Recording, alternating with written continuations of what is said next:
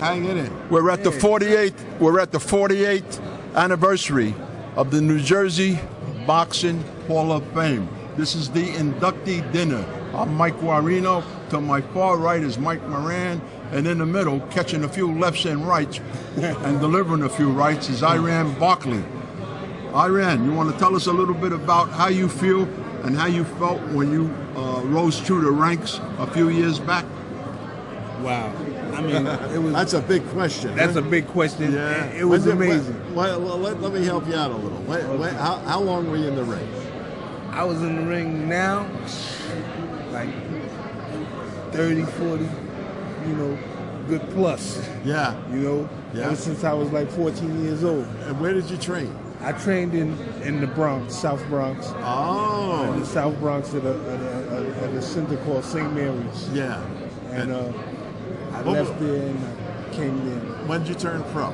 I turned pro in 1982. And what was your toughest fight? My toughest fight, all of them. They're all tough till they're over, right? Yeah. When you first started out, Iran, what weight class were you boxing in? I was fighting at middleweight.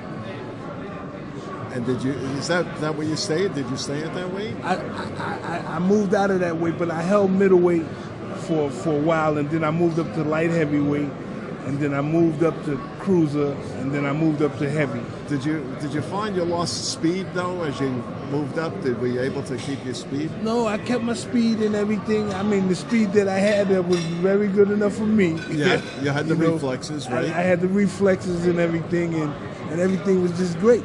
And you were young enough that you could gain the weight. I could gain the weight. Still growing, right? That's right.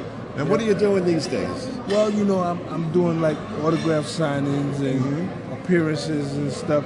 Yeah. And hopefully I can get this movie made about me. Oh, so you got somebody interested? Yeah, I got somebody interested. Good. What area did you grow up in, Iran?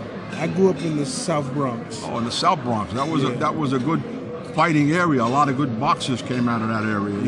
Yeah. Also, when you fought as a middleweight, when you were first starting out, you were in a class of, let's say, Sugar Ray Robinson, the late Jake LaMotta. There was a lot of battlers that were a little bit older than you now. Yeah, that's but right. you was able to maybe put together and follow maybe follow a few of the moves that they had, because you were known as a battler. You never backed up.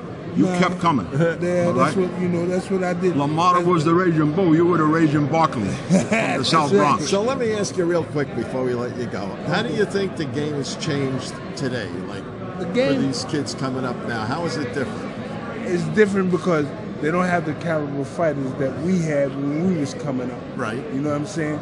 But they this now, these guys don't fight like we fight. The training techniques are different. And the money is much better for them. Yeah, but there's something to be said about that rugged kind of training that they don't seem to do anymore. Because they don't want to do it, they don't want to pay their dues. You know what I'm saying? They think everything is supposed to be like easy now. Yeah, air-conditioned gym. Yeah, nice. all that kind of stuff.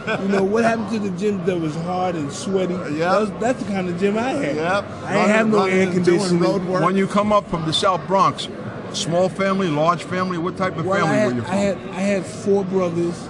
I'm the youngest. It was 4 boys and 4 girls. And they were into the boxing? Yeah, my sister was a professional boxer. She's the one that used to fight all my battles when I was young. Well, there you have it. From the South Bronx, you were in a boxing family. Yeah. They loved boxing. My cousin was, my 2 cousins was Golden Glove champs. Wow. They were? Yeah. And, in the early 70s and 80s, 70s and stuff Wow, like that. you mentioned Golden Gloves champs and all, and previous, about to receive an award as the Man of the Year was Chuck Wepner. Mike Moran and myself had the honor of interviewing him, and I really didn't get a chance to bring it up, but he was also a New York State Golden Glove champ and a national champ, Chuck Wepner. Wow. So he got a few credentials. Are you ready to get in the ring today, or you think I'm ready to think you got a round in you? I don't have a round in me. I just want to do. I want to, these guys that's fighting today Right. are not fighting. They getting paid off of what I've done for them. That's true. I open the doors for them guys You to laid get paid. the groundwork. That's you laid it. the groundwork. That's right. You put a foundation. That's it. Great.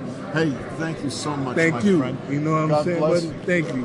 And you have too. a wonderful evening. Thank you, Iran. Thank you, Thank you. guys. All right. Okay.